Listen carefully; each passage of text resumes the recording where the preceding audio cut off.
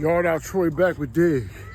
A lot of y'all, if you got a microwave mentality right, an air fryer mentality right, guess what? You got a garbage mind frame.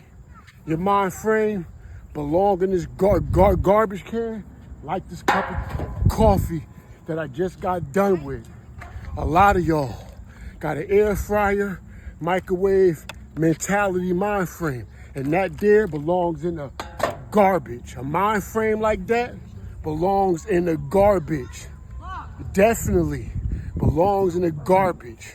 Air fryer, microwave, mind frame won't get you nowhere but in the trash. Peace.